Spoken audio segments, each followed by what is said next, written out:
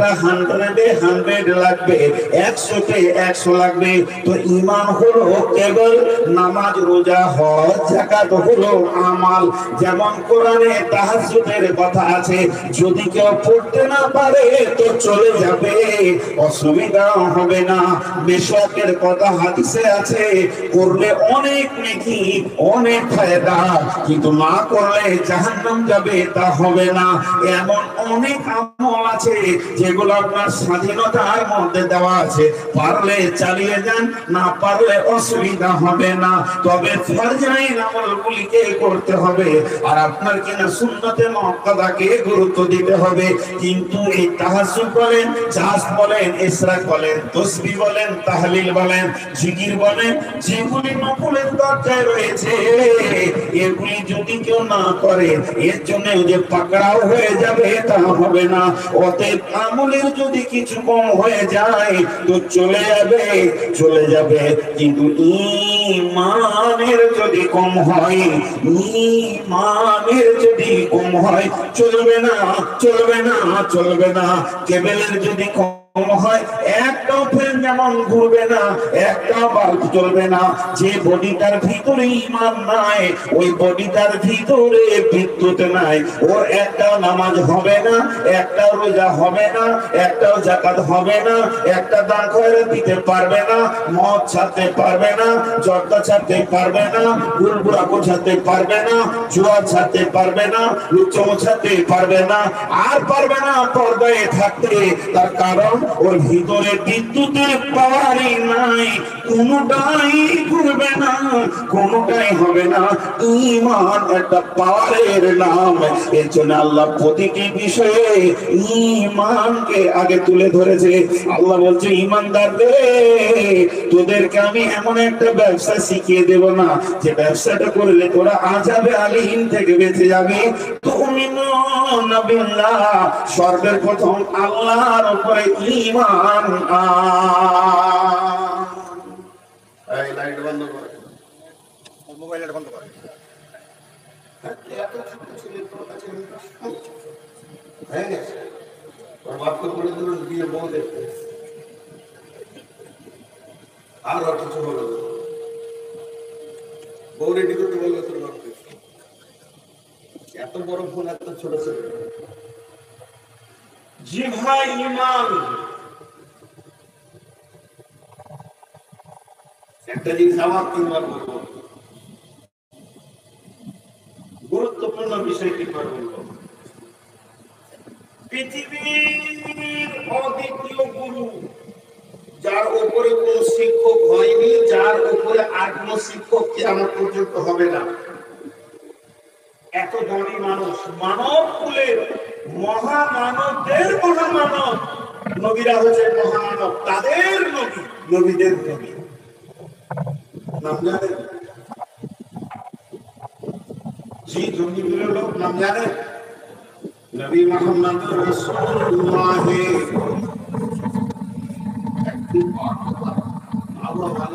আচ্ছা, ফ্যানটা কেন চলছিল বুঝতে পারছি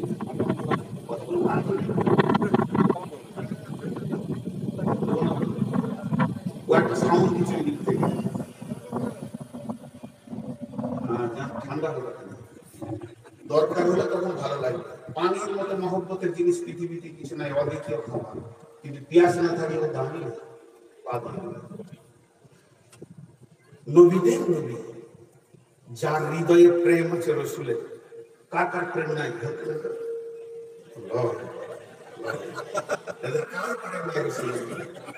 আসলে ওটা ঝুঁকে হাত তুলে দিয়েছে, প্রেম আছে। জি, মোহাম্মতের সঙ্গে আবার নামটা নিব সবাই। নবী মুহাম্মাদুর রাসূলুল্লাহ সাল্লাল্লাহু আলাইহি ওয়াসাল্লাম। এত দামি শিক্ষক আর পৃথিবীতে আসে না, এরপরে আসবে না। এবার চলেন, শিক্ষককে শিক্ষকের জায়গায় রাখেন। দামি শিষ্য পৃথিবীর বুকে যত ছাত্র এসেছে, এসেছিল, রয়েছে আর আসবে, সাহাবীদের মতো দামি ছাত্র আর পৃথিবীর বুকে হবে না। যেমন গুরু তেমন শিষ্য। কেমন শিষ্য একবার বলি। আল্লাহ রাসূল বলছেন বসে যা। কবার বললেন? সবাই বলেন কবার। জোর গলায় কথা বলেন। সাহারা সবাই আর কি বলেন? একবার বলেছে বসে যাও। একজন মসজিদে ঢুকছিল, চৌকাটা দিয়ে বসে গেছে। খানিক পরে একটা দেশে ঢুকতে যাবে, বলছি তোমরা নাকি বাইরে বসে মাঝে বসে। তখন উত্তর দিচ্ছে নবীজি বলেছেন বসে যাও, আর হাঁটতে পারো। আমি খালি চলেছি, খালি আমার আর হাঁটার ক্ষমতা নেই। তাহলে কত বড় তাদের মানার্সেপ ছিল। আর আমি খালি বলছি বাপজি হে, বন্ধু হে, ভাই হে, আগে আয়। ও বুড়া হিন্দুই 70 বছর বেইমানি করেছে, শেষ বয়ে চুল পাখি কি আজ মান্দার হবে? হাত ছাড়া হয়ে গেছে। তাহলে আমাদের শিষ্য গুরু কেমন? যে গুরু এখন বক্তব্য রাখছে 1 নম্বর বেইমান, আর যে কটা শুনছে সে কটা 2 নম্বর বেইমান। আমরা সব কটাই ভেজাল না শ্রোতা বক্তা। এর জন্য আমাদের ইমানের দুর্বলতা। কিন্তু উনি একবার বলেছেন সাহাবীরা দ্বিতীয় চান্স দেন, একবার বলেছেন দ্বিতীয় চান্স দেন। এইরকম শিষ্য আর ওই রকম গুরু। ইমান শিখতে সময় লেগেছে কতদিন। ইমানটা শুধু শিখতে, ইমানটাকে প্র্যাকটিক্যালে আনতে, ইমানের স্ত্রীটা ভিতরে আনতে, ইমানের পাওয়ারটা আনতে, ইমানের ক্ষমতাটাকে 100-তে 100 পৌঁছাতে সময় লেগেছে 10 থেকে 12 বছর। এত বড় নবীকে সাহাবীদের ভিতরে ইমানের হিত পৌঁছাতে সময় লেগেছে 10 থেকে 12 বছর। তারপরে সমস্ত আমলগুলি এসেছে, তারপরে সমস্ত আমলগুলি এসেছে। ইমান যতদিন না বলিষ্ঠ জায়গায় পৌঁছিয়েছে ততদিন আমার ওদের ঘাড়ে চাপানো হয়নি। অতএব বন্ধুরে শেষবারের মতো বলছি, এটা কত গুরুত্ব ছিল ইমানের বিষয়টা। আল্লাহ তার নবীকে 10 থেকে 12 বছর দিয়ে তার বান্দাদেরকে এবং রাসূলের সাহাবীদেরকে ইমানের স্তরে পৌঁছিয়ে দিয়েছে। কতটা স্তরে পৌঁছিয়েছিল একটি ঘটনা থেকেই বুঝে নিবে। তাদের ইমানের মজবুতি কত ছিল। 10 থেকে 12 বছর খালি ইমান শিখতে টাইম লেগেছে। ইমান শিখার জিনিস। সবাই একবার উত্তর দেন গরুর বাচ্চা ভেড়া হয়, গরুর বাচ্চা সবাই তো বলেন। ছাগলের বাচ্চা, ভেড়ার বাচ্চা, গাধার বাচ্চা, হেডমাস্টারের বাচ্চা। এখানে বলেছে 4-5 জন হেডমাস্টার। মানে হেডমাস্টারের বিবির পেটে যত হবে সব হেডমাস্টার। যদি ছাগলও চড়াই তাও হেডমাস্টার। হিন্দু ভাইদের একটা রীতি আছে, খালি বামনির পেটে হলেই বাস বামন। আমাদের চলবে না। সবাই কি মৌলানা বলবেন? 10, 12, 14 কোর্স শেষ করতে হবে, গোটা কোরআন শেষ করতে হবে, শেষ শিক্ষা হাদিস শেষ করতে হবে। আমাকে তালিম বলা যাবে, আমার সেটা আলিমটাকে বলতে হয় ওই স্তর পর্যন্ত। আমি নিজেকে আল্লাহ আল্লাহর কসম বলছি আমি পৌঁছাইতে পারি না। আমাকে একটা কথা বলতে পারেন, আলিমদের জুতো বহ, তাহলে আমার খানিকটা ইজ্জত বাড়বে, ওদের জুতোর দাম কমে যাবে। আলিমদের জুতোর দাম কমে যাবে যেটা আমার হাতে জুতোটা বলে, কারণ আমি সে আলিম হতে পারি। কুলিয়া ইউল কাফিরুনে ভুল হচ্ছে আমার। 2017-তে গেছিলাম উমরা করতে, তো মসজিদে নববীতে একজন মুরব্বী পড়াচ্ছেন কুলিয়া ইউল কাফিরুন। যারা পড়ছে তারা ভাগ শিখি সব শিক্ষক। আমাকে বলছি বল ওদের সাথে বসলাম, এরকম একটা লাঠি রয়েছে ছোট্ট, এমনি করে মাছ চাষতে করে ধরে করে চকলেট দিচ্ছে। আমি 2 লাঠি খেলাম, 4টা চকলেট খেলাম। তো ফাতিহাটা কোনো ক্লিয়ার আমি শিখতে পারিনি, আমার উপরে বিশ্বাস রাখতে পারি না, আমি সন্দেহ করি যে আমি সূরা ফাতিহা ঠিক মতো বলতে পারবো। দুই, আলিম হতে গেলে তাকে কোর্স কমপ্লিট করতে হবে। গরুর বাচ্চা গরু হয়, ভেড়ার বাচ্চা ভেড়া হয়, গাধার বাচ্চা গাধা হয়, হাতির বাচ্চা হাতি হয়, উটের বাচ্চা উট হয়, ছাগলের বাচ্চা ছাগল হয়, ভেড়ার বাচ্চা ভেড়া হয়। কিন্তু হেডমাস্টারের ছেলেকে হেডমাস্টার হতে গেলে মাস্টার্স কোর্স পাস করতে হবে। অন্য স্কুল থেকে 10 বছরের অভিজ্ঞতা নিয়েছে, তারপরে হেডমাস্টার কাজ করতে পারবে। স্যার আমাকে দেয়া হবে অমুক স্কুলে, আমার এক্সপিরিয়েন্স আছে। তেমনি মুসলমানের বাচ্চা মুসলমান হয় না। মুসলমানের ঘরে জন্ম নিলে শুধু কালেমাটি পড়াতে হয় না, বাকি ওকে পরিপূর্ণ জ্ঞান আসার পর যদি সে ঈমান না আনে, তাহলে তাকে মুসলমানিত্ব থেকে কেটে দিয়ে অন্য লিস্টে নাম দেওয়া হবে। কোরআনে আল্লাহ বলেছেন, ইয়া আইয়ুহাল্লাযীনা আমানু লা তাত্তাখিযু আবাআকুম ওয়া ইখওয়ানাকুম আউলিয়া ইন ইসতাহাব্বুল কুফরা আলাল ঈমানি ওয়া মান ইয়াতাওয়াল্লাহুম মিনকুম ফাউলাইকা হুমুদ যালিমুন। আপনাকে বলেছেন, আমাকে বলেছেন, মুসলিমকে বলেছেন, আল্লাহ তার গোলামকে বলেছেন, হে ঈমানদারের দল, তোমরা ঈমান আনার পর কামিল মুমিন হয়ে যাওয়ার পর যদি তোমার ভাই এবং তোমার বাপের সঙ্গে বন্ধুত্ব রেখে দাও, লা তাত্তাখিযু আবাআকুম ওয়া ইখওয়ানাকুম, তাদের সঙ্গে সম্পর্ক রাখতে পাবে না, বাপের সঙ্গে সম্পর্ক থাকবে না, বাপের সঙ্গে কথা থাকবে না, বাপকে দেখতে পাবে না, বাপের কোনো উপকার করতে পারবে না। তুমি ভাইয়ের সঙ্গে সম্পর্ক থাকবে না, ভাইয়ের সঙ্গে কোনো আত্মীয়তা থাকবে না। কেন? কেন? ওই বাপ ভাই যদি দ্বীনের বিরুদ্ধে চলে যায়, আর তুমি যদি ঈমানদার হও, তারা যদি নাস্তিক হয়, তারা যদি কাফের হয়, তারা যদি বেঈমান হয়, তারা যদি মুনাফিক হয়, প্রকাশ্যে যদি তারা শিরকে নেমে যায়, এদের সঙ্গে তোমার সম্পর্ক থাকবে না। এরপরেও যদি তুমি ওদের সঙ্গে চলাফেরা করো, তারা শিরক ছাড়লো না, তারা কুফরি ছাড়লো না, তারপরও তাদের সঙ্গে যদি তুমি আত্মীয়তার বন্ধনকে অটল রেখে দাও, ফাউলাইকা হুমুদ যালিমুন। আমার আল্লাহ বলছেন, জালেমের লিস্টে তোর নামটা লিখে দিব, মুমিনের লিস্টে তোর নাম কাটা যাবে। হযরত নূহ আলাইহিস সালামকে আল্লাহ হুমকি দিয়ে বলেছিলেন, হে নূহ, লাইসা মিন আহলিকা ইয়া নূহ রে, ওটা তোর বেটা নয়। কেন? তোর কালেমা ওর কালেমা আলাদা হয়ে গেছে।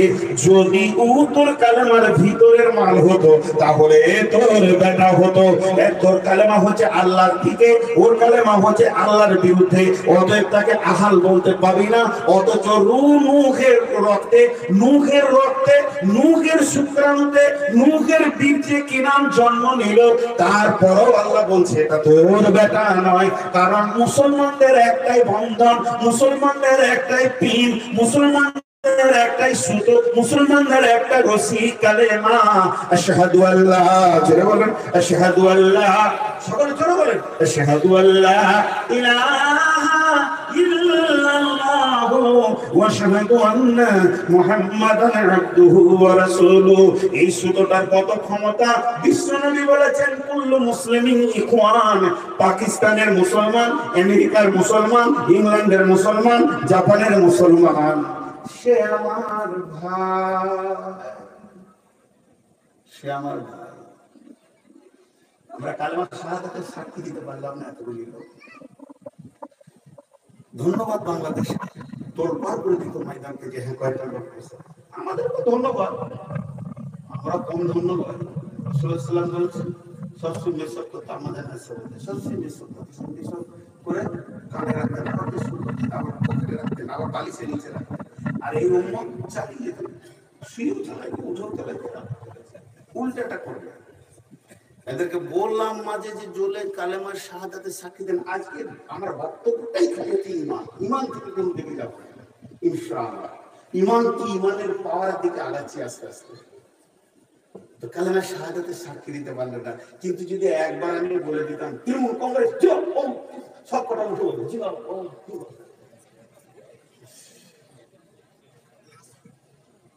বেকালেমা পড়ে পড়ে পড়ে পড়ে জীব শেষ হয়ে গেছে। ভোট দেবে কোনখানে?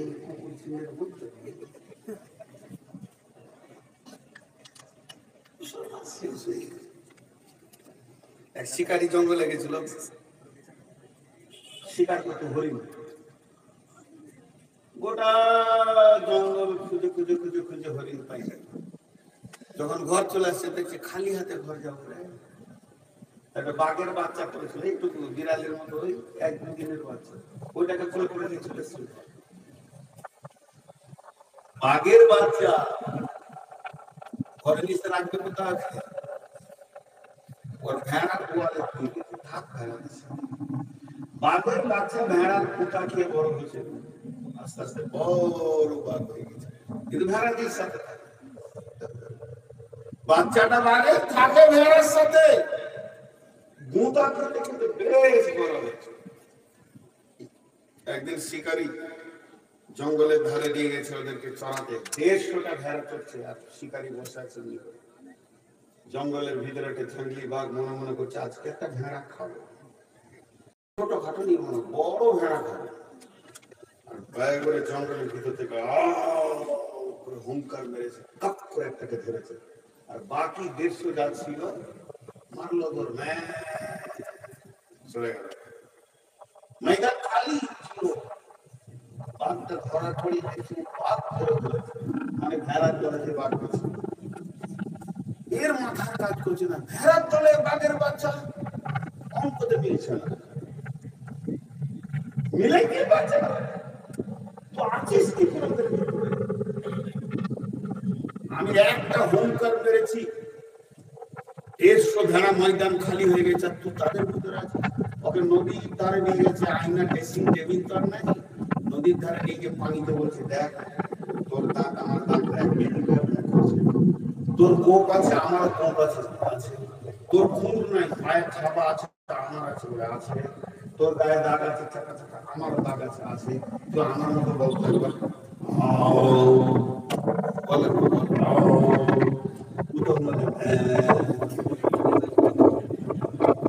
আর মাথায় হাত দিল, হাই রে কাল এলো রে কাল, অগ্নিতে চাটে ভাগের,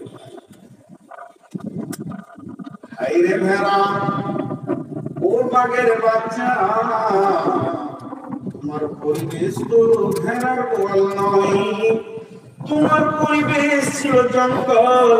তুমি যদি জঙ্গলে আজকে থাকতে, ওই পরিবেশে যদি মানুষ হতে, আজকে তোমার হুঙ্কারে এরা ময়দান ছেড়ে দিত। কিন্তু তুমি ভেড়ার সঙ্গে থেকে থেকে তোমার সত্তাকে হারিয়েছো, তোমার ঈমানকে হারিয়েছো, তোমার ভিতরের বস্তু শেষ হয়ে গেছে। এখন তুমি ভেড়া হয়ে গেছো, তোমার আর সমাজে কোনো মূল্য নাই। আজকের মুসলমান একটা উমর, একটা আলী রোম সম্রাটকে হিলিয়ে দিল, পেচ্ছাপ করিয়ে দিল। সেই বংশেরই ছেলে, সেই রক্তেরই ছেলে আমরা, সেই বীর্যের ছেলে। আর মাত্র 30 থেকে 28 থেকে 29 পর্যন্ত যদি আমাদের পূর্বপুরুষের সিরিয়াল গোনা যায়, তো দেখা যাবে আমরা আলীর বংশের ছেলে, আমরা উমরের বংশের ছেলে, আমরা হামজালা আমির হামজার বংশের ছেলে। তারা ছিল বাদ, ওহুদে নেমেছে, বদরে নেমেছে, কাঁপিয়ে দিয়েছে, বিজয়ী পতাকা তুলেছে, হুদাইবিয়া সন্ধিতে বিজয়ী এনেছে, তাদের বিজয়ী ছিল তার ভিতরে গোপনে। তারা করেছে কেটা মোকাতে বিজয়ী এনেছে, তারা এনেছে বিজয়ী আপনার কিনা হুদাইবিয়াতে বিজয়ী, খন্দকে বিজয়ী এনেছে, সেই বংশেরই ছেলে। আজকে আমরা পরিবেশ হয়ে গেছি। থাকার কথা ছিল মসজিদেতে, বসে বসে জীবন কাটাচ্ছি চায়ের দোকানে আর বিলম্ব অফিসে। ঈমান চলে গেছে, আমাদের মুখ থেকে আশহাদু আল্লাহ বের হওয়া বড় কঠিন হবে, বড় ওইটাই বের হবে, জিন্দাবাদটা বের হবে। যেহেতু ঈমান চলে গেছে, সত্তা চলে গেছে, বাঘের বাচ্চা আজকে শিয়ালের থেকেও দুর্বল হয়ে চোরের মতো লুকিয়ে জীবন করছে। রোম সম্রাট 1.5 লক্ষ এনেছে, ঈমান কাকে বলে দেখে।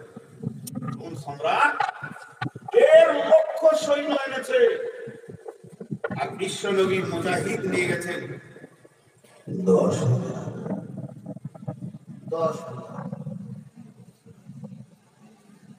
জি 1.5 লক্ষ আর 10,000। একজন মুফাসসির তো বলছে 1,000, আর কমে গেল। নবীজি একটু চিন্তিত ভারাক্রান্ত হয়েছিল, মাথাটা হালকা নিচে নামিয়েছিলেন। তবে নবীজি দোয়া করেছিলেন। নবীজি যে বিশ্বাস কনফিডেন্স ছিল না তা না, ভাবছিলেন যে কি হয় বুঝার কাছে। সাহাবীরা সবসময় রসুলকে ফলো করতেন। হযরত ওমর বলতেন, রাসূলুল্লাহ আপনাকে কেমন কেমন লাগছে? নবীজি বলতেন, তুমি ঠিকই ধরেছো। ওমর কি মনে হয় বলো তো তোমার আজকে রেজাল্ট দিতে পারে? হযরত ওমর তো জামা কুড়াইতে শুরু করলো যে রাসূলুল্লাহ এই 10,000-এর মধ্যে 9,999টাকে আরাম করতে বলে না, 1,000 দিতে হয়, তবে যে 999 আরাম করতে বলে আমি একাই দেখে নিচ্ছি 1.5 লাখ। এটা ওমর বলেনি, ঈমান করেছিল। নবীজি বলেন, ওমর তুমি কি করে বলছো এটা? হযরত ওমর উত্তর দিচ্ছেন, রাসূলুল্লাহ যার ভিতরে ঈমান আছে, আল্লাহ আছে, আপনি বলেছেন সে জীবিত। যার ঈমান আছে মৃত। আমি জীবিত 1.5 লাখ খালি মৃত লাশ দেখছি। একটা হুঙ্কার মারবো তো ময়দানে আর কেউ থাকবে না। হযরত আলী ওনার ওমর এখানে এখানে এখানে দাঁতন দেখে মোচ ঠিক করতে, অনেক লোককে দেখি মোচে চেঁচে দিয়েছে আর দাড়ি চেঁচে দিয়েছে। আচ্ছা ওকে কে ভয় করবে? হযরত আলী গেলে একবার মোচে এরকম হাত দিয়ে দাড়িটা এরকম হাত দিতে, তো কাফেরে তখন 3 বার পেশাব হয়ে গেছে। প্ল্যান কি করছে? কলিজাটা দিবে না ভেসা দেবে? সাহেবরা খালি একটা এরকম করে দিতে পারে, হালকা করে তাকিয়ে একবার দাড়িটা হাত দিয়ে দিত, কিছু হয়ে গেছে। অবাক লাগে দাড়ি চেঁচাদেরকে। দাড়ি মোচ দুটো একসঙ্গে চেঁচে দিলে কে ভাই কে ভাবি বোঝা খুব মুশকিল হয়ে যায়।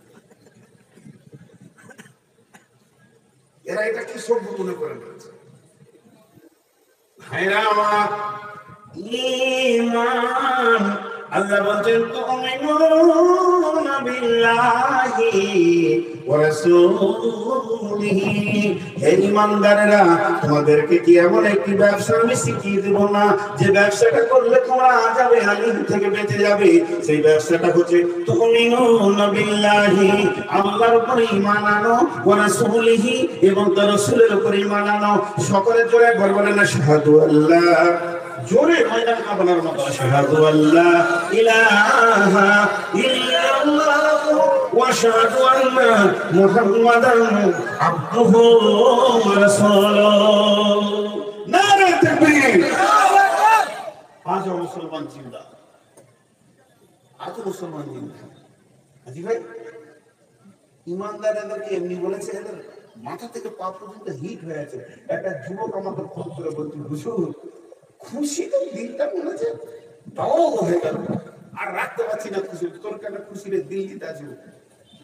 বলছে কবে লাগবে, খালি অপেক্ষা করছি। দিন রাত শুনলাম উহুদ আর বদর আর খন্দক, দেখতে পেলাম, এবার দেখবো, এবার নামবো, হানজালা হবো। কি মানবো? হানজালা হবো, জাবের হবো, সবাই হবো, আমর বিন জমল হবো, পিছপা হবো। অনেকদিন খালি শুনিয়ে এলাম, এবার দেখবো উহুদ কাকে বলে, বদর কাকে বলে, খন্দক কাকে বলে। এরা মনে মনে কোথায় বলে তৃণমূলকে ধরি, যা মমতা শাড়িটা ধর কাটিয়ে দিয়েছে, মাসিসটা কোথায় যেতে হয়ে যাবে। আরে ইমানদার হলে যদি শহীদরা, শহীদটা তো হতে হবে, শহীদটা তো হতে হবে।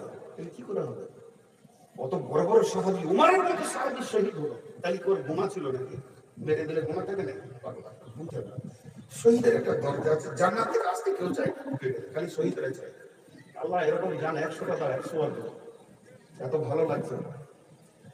জি ভাই বোঝে না তার মানুষ, খালি ফালতু ফালতু চিন্তা করে। আচ্ছা এখন একটা সুসংবাদ শোনাই আপনাদেরকে। এই সুসংবাদে যে অংশগ্রহণ করবেন সে হাত তুলবেন। আপনাদেরকে আমি বলছি সুসংবাদ, সুসংবাদ, সুসংবাদ, 3 বার দিলাম। আবার বলছি সংবাদটা শোনাই, তারপর হাত তুলবেন। এখন থেকে হাত তুলে না, পঞ্চায়েতে ঘুম পাবেন নাকি? সুসংবাদ, সুসংবাদ, সুসংবাদ। কে নিতে চান স্টেজে চলে আসেন, তাকে কেটে 3 পিস করা হবে। কে নেবেন? হাত তুলে। এখানে এলে 3 পিস হবে, 3 পিস। এবার চলেন পৃথিবীর মানুষ উল্টা কাজ করে, মত থেকে বাঁচার যত চেষ্টা করে জাহান্নাম থেকে বাঁচার অত চেষ্টা করে না। অথচ চেষ্টা করলে জাহান্নাম থেকে বাঁচা সম্ভব, কিন্তু হাজার চেষ্টা করলেও মত থেকে বাঁচা সম্ভব নয়। তাহলে শুনে নেন, আমারও অভ্যাস তাই, আপনারও অভ্যাস তাই যে কোন রকম যেন মদ থেকে বেঁচে যায়। পেটে লাগছে, ডাক্তারখানা যাব, ভেলোর যাব, ব্যাঙ্গালোর যাব, দৌড়ছি, কেন না আমি মদ থেকে বেঁচে যাই। এমন একটা মানুষ দেখা যাবে না সে সজ্ঞানে জ্ঞান বশত চেতনায় অন্ধের ভিতরে লয় ধীর গতিতে মতের দিকে আগিয়ে গেছে। ওই নদীর ধারে চারটা ডাকাত আছে, যে যে পিস করছে তাই একজন শুনতে পেলো দোকানে পিস চলছে। ও তখন বললো তাহলে যাই, চাটা খেয়ে আবার পিস হয়ে আছে। কেউ আছে? আরে হ্যাঁ বলে না, কেউ আছে?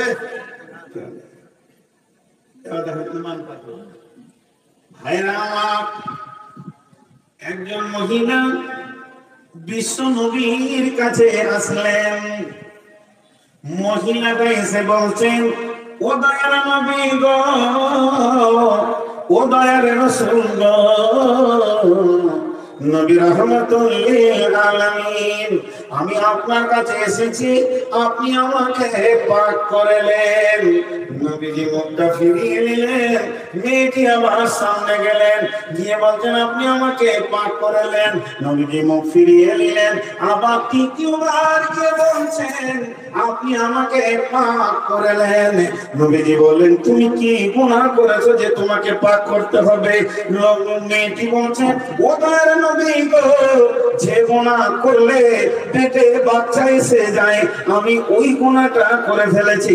আমি এখন মা হতে চলেছি, আমার গোনার ফল, আমার গোনার নাতিজা, আমি মা হতে চলেছি, আপনি আমাকে পাক করলেন। মেয়েটি জানতেন এটার সাজা কি, আমাকে মাটিতে গেড়ে দেওয়া হবে, আমাকে এই পর্যন্ত গেড়ে দেওয়া হবে, আমাকে মাটিতে ছিঁড়ে দেওয়া হবে, বাকি দেখেতে আমাকে পাথর ছুঁড়ে ছুঁড়ে ছুঁড়ে ছুঁড়ে ছুঁড়ে ছুঁড়ে মারা হবে। এই মতটা কত কঠিন। তারপরে সে নবীজি মুখ ফিরিয়ে নিয়েছেন, তিনবার তার সামনে গেল। নবীজি বললেন যাও, বাচ্চাটা যেদিন পৃথিবীর বুকে আসবে সেদিন তোমাকে তুমি আসিও। তার কারণ গুনাহ করবে একজন, শাস্তি পাবে দুইজন, এটা হতে পারে না।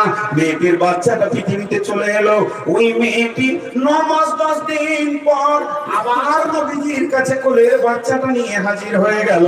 ইয়া রাসূলুল্লাহ, এটাই আমার গুনাহের ফল। তাহলে ও জানছে মতটা এত কঠিন, যেদিকে ইচ্ছা পালিয়ে যাব, আমার গুনাহ আমি নবীকে বলবো না, গোপন করে নিব, কিংবা যেদিকে ইচ্ছা পালিয়ে যাব, অন্য জায়গায় চলে যাব, কোন জায়গায় নিজেকে আত্মগোপন করে নিব। তা না করে আবার ফিরে আসলো। তাহলে মোটামুটি একটা 9 মাস পার হয়ে গেল। এরপরে নবীজি বললেন, মা, মায়ের দুধের বিকল্প কিছুই নাই, তুমি তোমার সন্তানকে দুধ পান করাও। আবার 2.5 বছর চলে গেল, প্লাস 9 মাস। দেখা যাচ্ছে এই মেয়েটি 3 বছর 3 মাস পর আবার ছেলেটি কোলে করে নিয়ে এলো। নিয়ে এসে ছেলেটির হাতে একটা রুটি ধরিয়ে দিয়েছে, যাতে করে নবীজি বুঝতে পারে যে আমার ছেলে রুটি খেতে শিখে নিয়েছে। 3 বছর 3 মাস অনেক লম্বা টাইম, অনেক বোঝাপড়া, বহুত সফর করে পালিয়ে যাওয়া, সব রাস্তা খোলা ছিল। কিন্তু তারপর নবীজিকে এসে বললেন, নবীজি বাচ্চাটাকে নিলেন, একটা সাহাবীর জিম্মাতে দিয়ে দিলেন এবং বাকি সাহাবীদেরকে বললেন তোমরা ওকে পাহাড়ের ধারে নিয়ে গিয়ে রজন করে দাও, ওকে সঙ্গে সারা করে শেষ করে দাও। পাথর ছুঁড়ে মেয়েটিকে মেরে দেওয়া হলো। এই মেয়েটি যখন পাথর ছুঁড়ে মারে, একজন সাহাবী একটা উটের হাড় ছুঁড়ে দিয়েছিলেন, আর সেটা কপালে লেগে ওই মেয়েটির রক্ত কাপড়ে লেগে যায়। নবীজিকে ঘৃণার সঙ্গে বলেছিল ওই বেশ্যা মেয়ের রক্ত আমার কাপড়ে লেগেছে। নবীজি বলেন কি বললে? তুমি খবরদার এরকম ধরনের কথা বলবে না। জানো কত বড় ইমানদার, ওই ইমানের কত স্পিড রয়েছে। ওই ইমান ওকে গর্দন ধরে ধরে ধাক্কা দিয়ে দিয়ে দিয়ে দিয়ে মওতের মঞ্চে এনে দিয়েছে। এটা চারটিখানি ইমানের কথা নয়। ওই মেয়েটি কত বড় তওবা করেছে, ওই মেয়েটি আল্লাহর কাছে কত কবুল হয়েছে, তুমি এটা বোঝার তোমার ক্ষমতা নাই। কোন কোন মুফাসসিরগণ বলেন নবী এরকম বলেছিলেন যে ওই মেয়েটির কোনটা যদি, ওই মেয়েটির তওবাটা যদি হিদায়াতবাসীকে বন্টন করে দেওয়া হয় তো গোটা হিদায়াতবাসীর সমস্ত গুনাহ মাফ হয়ে যাবে। এইরকম একটি মেয়ে, সে নিজেকে মওতের কাছে কখন নিয়ে যেতে পারলো? একটা কঠিন মত, পাথর ছুঁড়ে মত, এই মতটাকে সে গ্রহণ করে নিতে পারছে, মতটাকে সে কবুল করে নিতে পারছে, মতটাকে সে আপন করে নিতে পারছে। মতটার কাছে কিছুই মনে হচ্ছে না, মতটাকে স্বর্গীয় সুধা মনে হচ্ছে, মতটার যেন আনন্দের জগৎ মনে হচ্ছে, সামনে জান্নাত তার জন্য অপেক্ষা করছে। তাহলে ঈমানের স্পিরিটটা কত ছিল যে সে এইরকম মতকে গ্রহণ করে নিয়েছে। আর আমাদের ঈমানের স্পিরিট এতটাই যে মসজিদ ঢোকার মতো ক্ষমতা হচ্ছে না।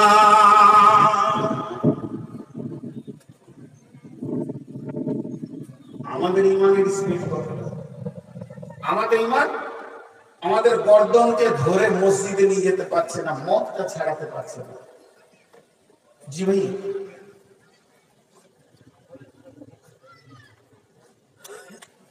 কি বলছেন?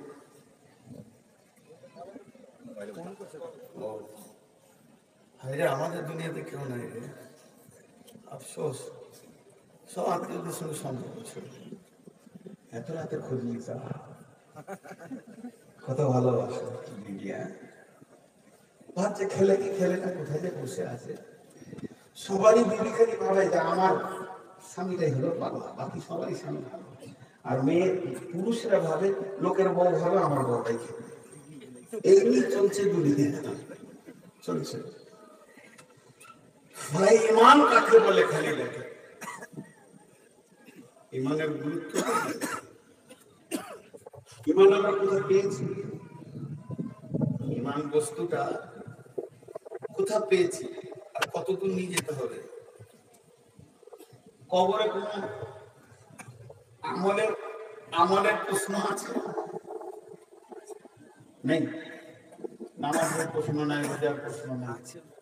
মান রব্বুকা, মা দীনুকা, মান নবিয়ুকা, কোনটার আমলের প্রশ্ন পাবে? সকলে ঈমানের প্রশ্ন। ঈমান কত গুরুত্ব। আজান দেয় আপনাদের মসজিদে, আজান দেয় এতগুলো লোক জিজ্ঞেস করছি, তাও খুব করে বসে। আপনাদের মসজিদে আজান দেয় কি দেয়? কেন দেয়? সালাতের জন্য। কে কে বলছেন সালাতের জন্য দেয়? হাত তুলে। আচ্ছা, মাশাআল্লাহ, হাত নাও, ঠিকই বলেছেন। আর যে কটা হাত তুলে না, কোন গ্রুপের মানুষ? ওরা দেখছে নামাজি পড়ি না, তো হাত তুলে কি করবেন? ভেজাল লিখে যাবে। আরে ভাই, আপনারা হাত তুললেন না কেন? হাত তুললে মনে হচ্ছে যে ও একটা মানে বেশ এক্সপার্ট ফ্যামিলির লোক, তো ইজ্জতটা চলে যাবে। হাত আবার তুলে, হাত তোলাটা সাহাবীদের সুন্নাত। বিশ্বনবী যখন কোনো কথা বলতেন, সাহাবীরা কখনো দু হাত তুলতেন, বেশিরভাগ এক হাত তুলতেন, এরকম মুঠো বেঁধে নিতেন, কখনো কখনো এরকম, ইয়া রাসূলুল্লাহ আমি হাজির আছি। হ্যাঁ, এগুলো বুঝতে হয়।